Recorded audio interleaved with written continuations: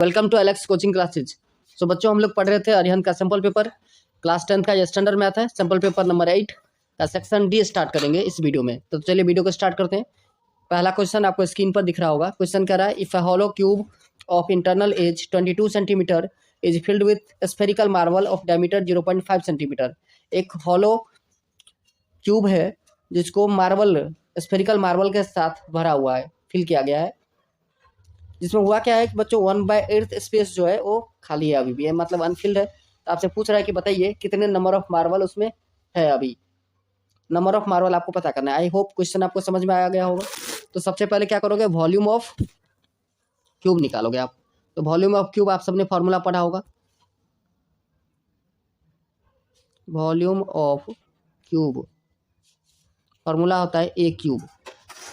तो ए हमारा एज जो है 22 है, तो 22 का क्यूब आंसर आता है 10,648 सेंटीमीटर क्यूब। नेक्स्ट, डायमीटर आपको दे दिया है किसका, स्फेरिकल मार्बल का। डायमीटर ऑफ स्फेयर गिवन है 0.50 सेंटीमीटर। रेडियस निकालना है आपको, तो डायमीटर का हाफ होता है 0.50 डिवाइडेड बाई 2।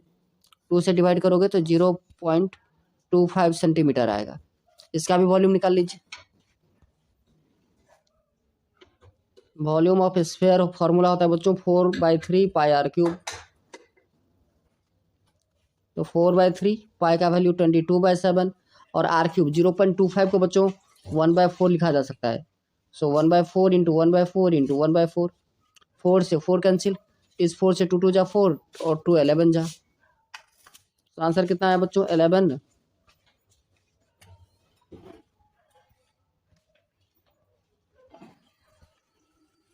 11 1 जा 11 बाय 7 3 जा 21, 21 को 2 से करोगे तो 42 इंटू 4 168 सेंटीमीटर क्यूब। अब क्या बोला बच्चों, कितना स्पेस फिल है, 7/8। 1/8 खाली है, इसका मतलब फिल कितना है, 7/8। So 7/8 into volume of cube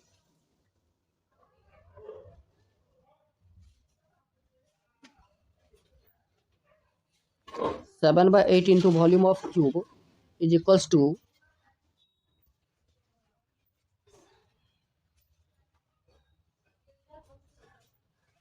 n into volume of sphere. तो 7/8 into volume of cube, cube का वॉल्यूम था बच्चों 10,648 is equals to n into 11/168। 8 से आप इसको डिवाइड करोगे, 8 1 जा 8, 8 3 जा 24, 8 3 जा 24, 8 1 जा, फिर इसे 11 से डिवाइड कर दोगे इसको तो 121 आएगा, 121। आप क्रॉस मल्टीप्लाई कीजिए तो एन का वैल्यू आ रहा है 1,42,296, यही आपका आंसर है। आई होप आपको ये क्वेश्चन अच्छे से समझ में आया होगा। चलिए नेक्स्ट, इसी का एक और पार्ट है। करा medicine capsule is in the shape of a cylinder of diameter 0.5 centimetre with 2 hemispherical stuck to each of its end. एक मेडिसिन है जो जिसका शेप जो है बीच में सिलेंडर और दोनों तरफ से हेमिस्फेयर है।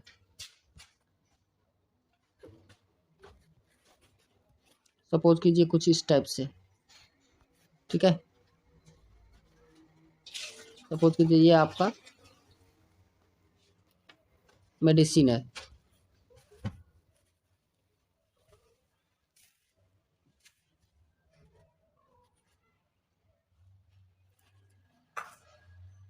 ये दो हेमिस्फेरिकल एंड है और बीच में आपका सिलेंडर।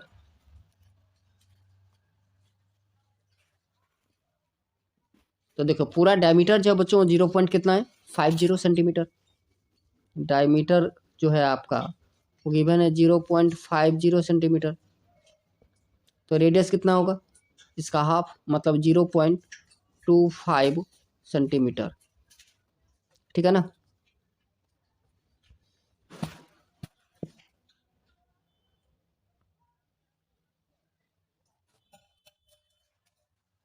ये आपको रेडियस पता चल गया है। अब क्या करना है हमें, तो वॉल्यूम निकालना है। अब आगे पढ़ते हैं next. Total length of capsule is 2 centimetre. So बच्चों देखो, हेमिस्फीयर का जितना रेडियस होता है उतना ही डेप्थ भी होता है। सो 0.5 हो जाएगा दोनों अगर आप ऐड करोगे तो, मतलब 0.25 और 0.25 दोनों तरफ से कट गया। तो सिलेंडर का हाइट कितना बच गया? ये सिलेंडर का हाइट बचा आपका 1.5। समझ में आ रहा है? क्योंकि 0.5 जो है दो हेमिस्फेरिकल एंड का हाइट हो गया, तो रेस्ट कितना बचा? 1.5। अब क्या करना है आपको? तो वॉल्यूम निकालना है दोनों का और प्लस कर देना है। So volume of capsule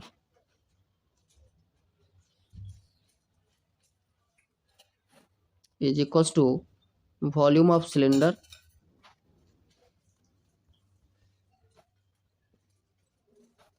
plus 2 times of volume of hemisphere. 2 से बच्चों इसलिए मल्टीप्लाई किया कि 2 हेमिस्फीयर एंड है इसलिए। ठीक है, चलिए अब वॉल्यूम ऑफ सिलेंडर आप सबको पता होगा, पाई आर स्क्वायर एच होता है। तो pi r square H.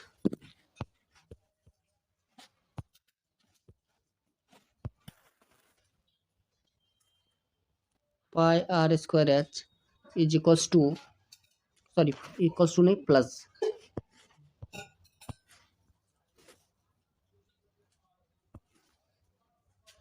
2 into 2/3 pi r cube. तो यहाँ से बच्चों पाई आर स्क्वायर कॉमन लिया जा सकता है। तो पाई आर स्क्वायर आप कॉमन ले लोगे तो बचेगा एच प्लस 4/3 आर। क्लियर? अब वैल्यू यहाँ पर आप सब्स्टिट्यूट कर दीजिए। तो पाई का वैल्यू 22/7, आर है आपका 0.25, इसका क्यूब, हाइट 1.5 था, प्लस 4/3 इंटू 0.25। समझ में आ रहा है? तो देखिए 22/7 को एज इट इज लिखना है आपको, इंटू 0.25 का स्क्वायर था बच्चों, कॉमन लेने के बाद क्या स्क्वायर बचा था, तो 0.25 का स्क्वायर होता है 0.0625, 1.5 प्लस 4 इंटू 0.25 तो 1 हो जाएगा, ये 1/3। इस सब को आप सॉल्व करोगे तो सॉल्व करने के बाद आपका आंसर आएगा 0.36, कितना? 0.36 सेंटीमीटर क्यूब। यही आंसर है। ठीक है,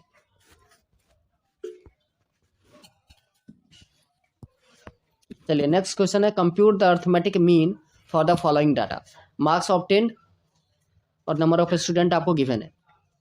तो देखिए मीन निकालने के लिए जो हमारा रिक्वायर्ड डाटा होता है, compute the arithmetic mean for the following data. तो अर्थमेटिक मीन निकालना है बच्चों, यहाँ पर marks obtained 0 to 10, 10 to 20 interval में दिया है, और नंबर ऑफ स्टूडेंट 14, 22, 37, 58, 67, 75। तो ये बच्चों अगर आप इसको ध्यान से देखोगे तो ये फ्रीक्वेंसी नहीं, कम्युलेटिव फ्रीक्वेंसी गिवन है। तो सबसे पहले आपको फ्रीक्वेंसी निकालना पड़ेगा, एफ। क्या निकालना पड़ेगा? Frequency F.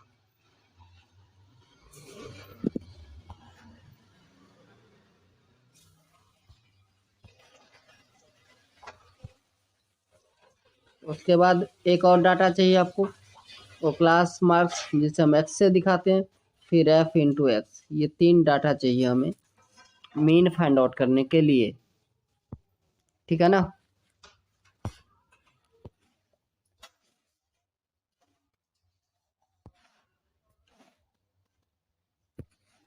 तो सबसे पहले एफ कैसे निकालोगे? कम्युलेटिव फ्रीक्वेंसी से फ्रीक्वेंसी निकालना बहुत आसान काम है। सबसे पहले करना क्या पड़ेगा आपको, तो 14 को एज इट इज लिखोगे, 14, फिर 22 माइनस 14 8 होगा, देन 37 माइनस 22 15, फिर 58 माइनस 37 21, उसके बाद 67 माइनस 58 9, और 75 माइनस 67 8। अब देखिए ये आपका फ्रीक्वेंसी आपको पता चल गया।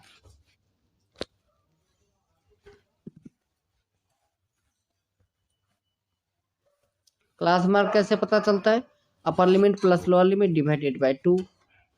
तो 0 + 10 डिवाइडेड बाय 2 तो 5 होगा बच्चों। 10 का गैप है तो 10 ऐड करते चलिए। 15 15 + 10 25 25 + 10 35 35 + 10 45 45 + 10 55।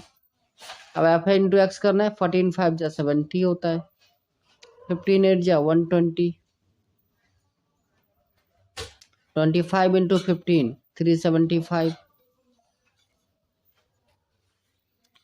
35 इंटू 21 तो 21 5 जा 105। 10 कैरी करेगा। 21 3 जा 63 और 10 73 तो 735।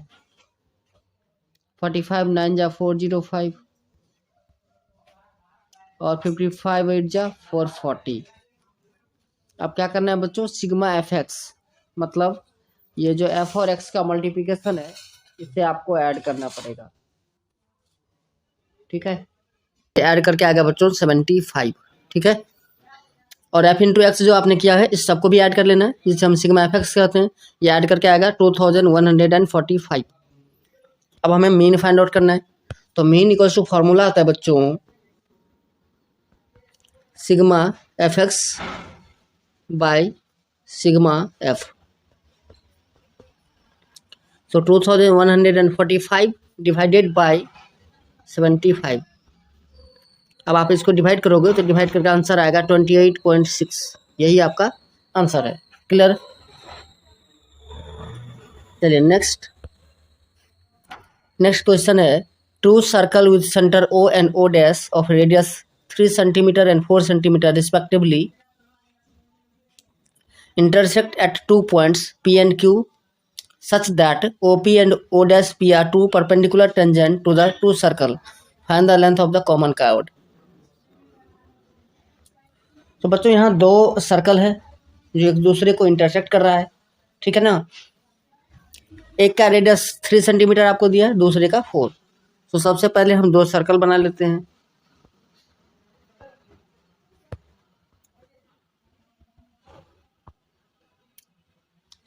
सपोज कीजिए ये दो सर्कल है। ठीक है, एक का सेंटर O और दूसरे का O डैश।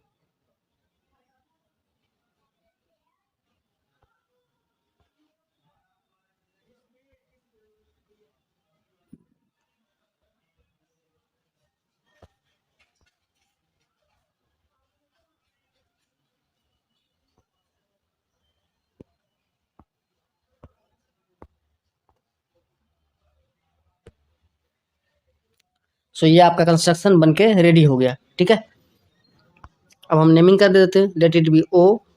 ये है आपका O डैश। उसके बाद बोला था पी क्यू एक कॉमन कॉर्ड होगा, तो ये P ये Q और इंटरसेक्टिंग पॉइंट को हम N ले लेते हैं। ठीक है,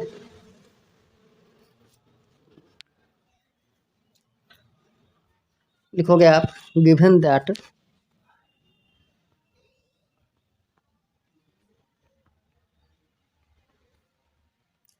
OP and O dash P are two perpendicular tangent। ठीक है, इतनी बात क्लियर है।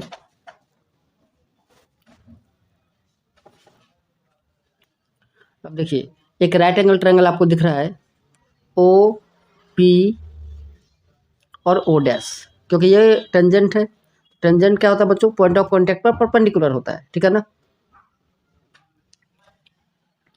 तो इन ट्रायंगल OPO डैश, इसमें OO डैश जो टेंजेंट है OO dash is equals to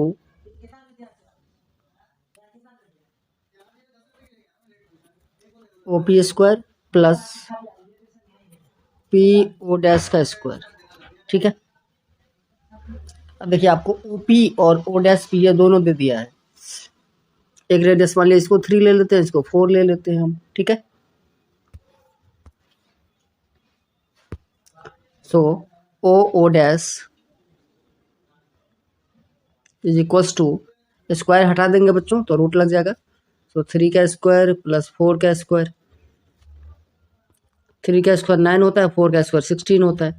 so 9 plus 16 25, और रूट 25 जो है आपका 5 सेंटीमीटर आएगा। तो ओ डैश जो है वो आपका 5 सेंटीमीटर हो गया। क्लियर? ओके, अब देखिए अब क्या करना है आपको कि हमें ये जो दोनों पॉइंट ऑफ सेंटर को हमने ज्वाइन किया है, ओ डैश को, जो पी क्यू को एन पर इंटरसेक्ट कर रहा है, एन पॉइंट पर, तो हमें ये तो पता नहीं है। ओ डैश तो पता चल गया, तो क्या करना है, एक साइड को आप एक्स सेलेक्ट कर लीजिए, दूसरा आपको खुद ऑलरेडी पता चल जाएगा, है ना। तो हम कर क्या रहे हैं, तो ओ एन को लेट कर लेते हैं x, let it be x, यहाँ से यहाँ तक इसको हमने एक्स मान लिया। तो ओ डैश एन क्या होगा बच्चों, 5 माइनस का एक्स, क्योंकि टोटल वैल्यू क्या है 5। Let O N is equals to x, therefore O dash of N is equals to 5 minus का एक्स। अब देखिए फिगर में फिर से चलते हैं, तो यहाँ पर देखो ये लाइन जो है पी एन, ये परपेंडिकुलर है किस पर, ओ डैश पर। ठीक है ना, इसका मतलब दो राइट एंगल ट्रायंगल, एक राइट एंगल ट्रायंगल ये आपको दिख रहा है ओ पी एन, और दूसरा ओ डैश पी एन, ये दो राइट एंगल ट्रायंगल आपको दिख रहा है।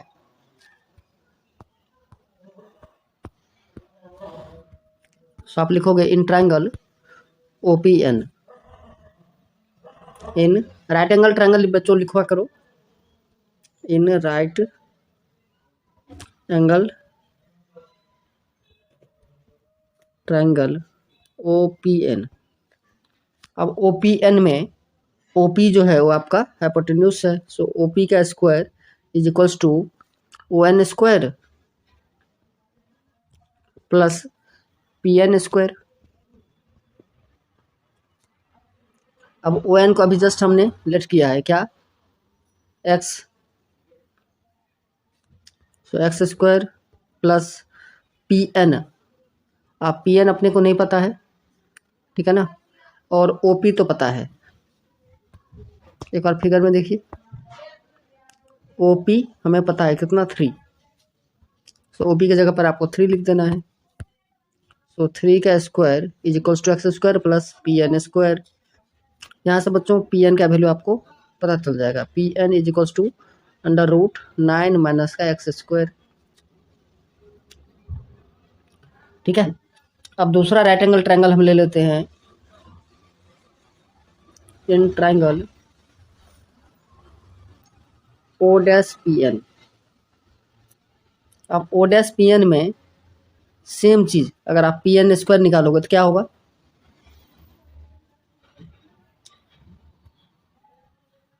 एक और स्लाइड की जरूरत पड़ेगी हमें। सो ओ डैश पी का square is equals to O dash N का स्क्वायर प्लस पी एन का स्क्वायर। ठीक है जी, अब ओ डैश पी 5 है, सो 5 का square is equals to O dash of N क्या है 5 minus x, so 5 minus x इसका whole square plus P N square.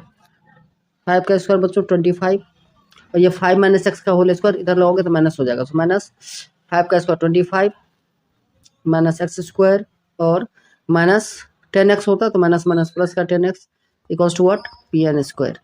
Clear है, 25 से 25 cancel, so minus x square plus का 10x is equals to P N square. इसको हम 2 मान लेते हैं और पहले वाले को 1, तो पहला जो पी एन निकाले थे ना उसको आप, नेक्स्ट ट्रायंगल में यहाँ भी अगर आप पी एन का स्क्वायर अगर फाइंड आउट करते हो तो P N square equals to हो जाएगा O dash P square minus O dash N square. तो ओ डैश बी 4 है बच्चों, तो 4 का square minus O dash N जो है आपका 5 माइनस एक्स है, इसका होल स्क्वायर। ये किसका वैल्यू आया? तो पी एन स्क्वायर का। इसको इक्वेशन 2 मानिए और पी एन स्क्वायर जो पहले आया था उसको इक्वेशन 1 मानिए। तो from equation first and second, दोनों इक्वेशन से आप क्या देख रहे हो? तो 9 माइनस का एक्स स्क्वायर, ये पी एन का वैल्यू था, यहाँ पी एन का वैल्यू है 16 माइनस का 5 माइनस का एक्स का whole square. Clear? Now 9 minus का x square is equals to 16 minus 5 minus x का whole square, A minus B का होल स्क्वायर, 25 माइनस का 10x और प्लस का एक्स स्क्वायर। ब्रैकेट आपको खोल देना है। तो 9 माइनस का x square is equals to 16 minus का एक्स स्क्वायर माइनस का 25 प्लस का 10x। माइनस एक्स स्क्वायर दोनों साइड से कैंसिल आउट। अब ये देखिए 9 इक्वल्स टू माइनस 9 और प्लस का 10x। क्लियर है?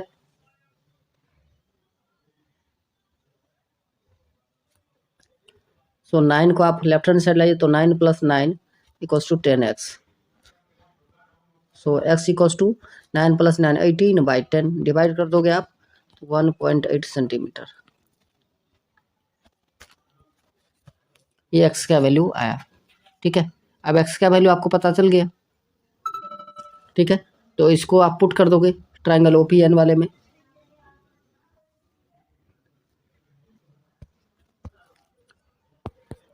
इन ट्राइंगल OPN में जो हमारा इक्वेशन था उस पर आपको सब्स्टिट्यूट कर देना है पी एन स्क्वायर वाले वैल्यू। क्या था याद है? P N square equals to था हमारा OP स्क्वायर माइनस का ON स्क्वायर। ON को ही हमने x माना है, तो OP कितना है बच्चों? 3, सो 3 का स्क्वायर माइनस 1.8 इसका स्क्वायर। 9 माइनस 1.8 का स्क्वायर हो जाएगा बच्चों 3.24। तो 9 माइनस 3.24 आप करते हो तो 5.76 आएगा। एक ही बार माइनस करके लिख देता हूँ मैं।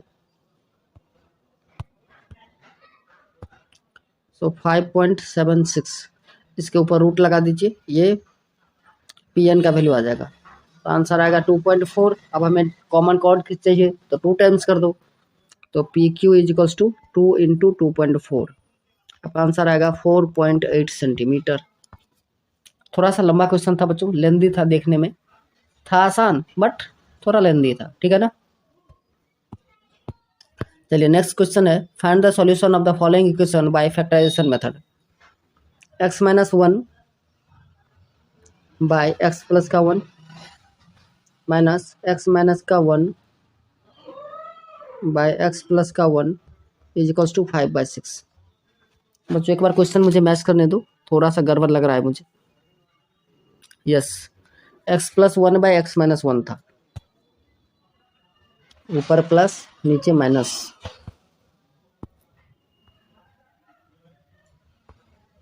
नीचे माइनस, फिर सेकंड वाले में नीचे माइनस ऊपर प्लस, ऊपर माइनस नीचे प्लस। ठीक, अब ठीक हो गया क्वेश्चन। अब आपको क्या करना है? एलसीएम ले लेना है। एलसीएम आएगा x माइनस का 1 और x प्लस का 1। ये होगा आपका x प्लस 1 इसका whole square minus x minus का 1 इसका whole square equals to 5/6। x plus 1 का होल स्क्वायर होगा बच्चों एक्स स्क्वायर प्लस का 2x प्लस का 1 माइनस x माइनस 1 का whole square x square plus का 2x और माइनस का 1 होगा।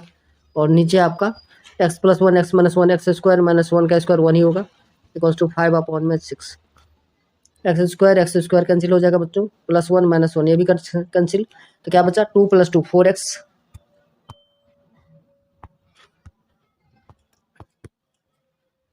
4x by x square minus 1 is equals to 5/6। Cross multiply कीजिए तो 5x square minus 5 equals to 6 5 जा 24x। सो 5x स्क्वायर माइनस का 24x माइनस का 5 इज इक्वल्स टू 0। अब ये एक क्वाड्रेटिक इक्वेशन बन गया, इसे आपको सॉल्व करना है। ठीक है, सो देखिए 5 को अगर 5 से मल्टीप्लाई करें तो 25, सो माइनस का 25 एक्स स्क्वायर आना चाहिए, और प्लस माइनस करने के बाद माइनस का 24 एक्स आना चाहिए। तो आपका दो टर्म बनेगा, 5x स्क्वायर माइनस का 25x plus x minus 5 is equals to 0। इस दोनों से 5x कॉमन आ जाएगा, तो आप 5x कॉमन ले लोगे तो बचेगा x माइनस का 5। ठीक है जी, फिर प्लस का 1 कॉमन लोगे, x माइनस का 5 इक्वल्स टू 0। तो x minus 5 equals to 0, x का वैल्यू कितना आएगा 5। दूसरा 5x plus 1 is equals to 0, तो 5x का वैल्यू कितना आएगा माइनस का 1। तो x क्या होगा बच्चों, माइनस का 1 अपॉन में 5। ठीक है, आया समझ में। चलिए नेक्स्ट, इसी का एक और पार्ट भी है। तो नेक्स्ट आपका और में एक क्वाड्रेटिक इक्वेशन है, 9x स्क्वायर माइनस 9 इंटू ए plus B into X plus 2a square plus 5ab plus 2b square.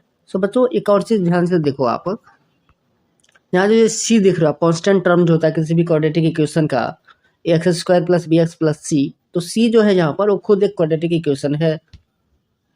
तो सबसे पहले क्या करना पड़ेगा आपको, सी वाला जो है, जो कॉन्स्टेंट टर्म जो है वो क्वाड्रेटिक फॉर्म में, उससे ब्रेक कीजिए। तो 2a square plus 5ab plus का 2b स्क्वायर, इसको फर्स्ट और लास्ट टर्म को अगर आप मल्टीप्लाई करते हो तो ये आएगा 4a स्क्वायर बी स्क्वायर। तो मिडिल टर्म को हम स्प्लिट कर रहे हैं 4ab प्लस के ए बी में। ठीक है, और प्लस का 2b square as it is, 2a common ले लीजिए तो a प्लस का 2b बचेगा, यहाँ पे b कॉमन लेना है तो a प्लस का 2b बच गया ये भी। सो 2a प्लस का b और दूसरा a प्लस का 2b, ये आपका फैक्टर आ गया। क्लियर, चलिए नेक्स्ट स्लाइड में चलते हैं। तो 9a square 9x square minus 9 into ए plus B into X plus 2a plus B आया इंटू ए प्लस का 2b इक्वल्स टू 0। अब बच्चों यहाँ पर हमें माइनस का 9a plus B into x लाना है। ठीक है ना, तो जब याद रखना है एक चीज़, आपको नोट डाल के आप लिख लीजिए कहीं पर साइड में, कि अगर किसी भी क्वाड्रेटिक इक्वेशन का कांस्टेंट टर्म क्वाड्रेटिक इक्वेशन हो तो उसको जो फैक्टराइज करके आएगा दो टर्म, वही मिडिल टर्म स्प्लिट करके बनेगा। ठीक है, उसी को आपको ऐसे अरेंज करके लिखना है सो दैट कि वो उसी फॉर्मेट में आ जाए। तो देखिए इसको हम कैसे लिख रहे हैं, 9x स्क्वायर माइनस का 3, अब हम यहाँ पर 2a प्लस का b और प्लस a प्लस का 2b इंटू एक्स। क्लियर है, तो प्लस 2a प्लस b और a प्लस का 2b जो आपका था वो तो रहेगा ही, इक्वल्स टू 0। अब क्या करना है आपको, ये जो ब्रैकेट बिग ब्रैकेट हमने यूज किया है इसको ओपन कर दीजिए। तो 9x square minus 3 into 2a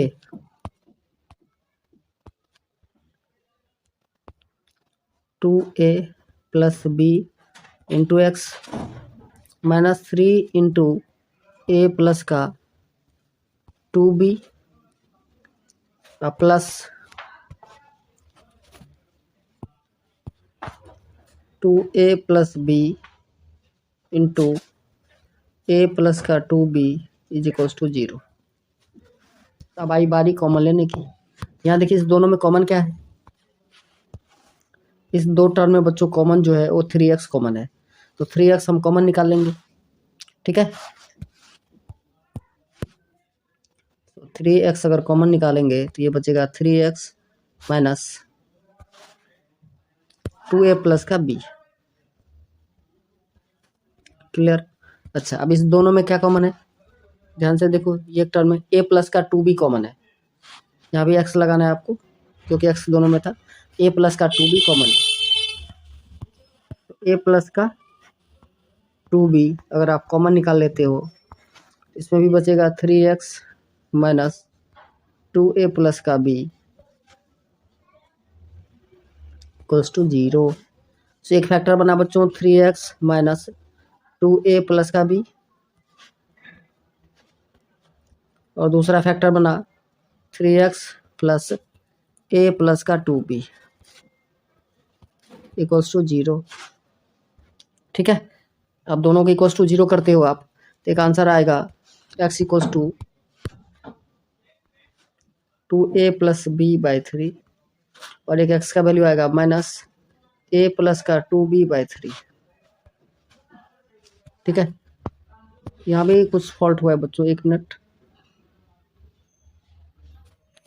हाँ, यहाँ भी फॉल्ट हुआ है। ये जो देखिए, ये माइनस का ही कॉमन लेना पड़ेगा आपको, यहाँ पर माइनस का ही कॉमन आएगा, तो आंसर मतलब प्लस में ही आना चाहिए। यहाँ भी माइनस ही होगा, तो ये आंसर भी आपको प्लस का ही आएगा। ठीक है, तो यही दो आंसर है, एक 2a प्लस b बाई 3, एक है a प्लस का 2b बाई 3। तो बच्चों आज के लिए बस इतना ही, मिलेंगे नेक्स्ट वीडियो में। जय हिंद, जय भारत।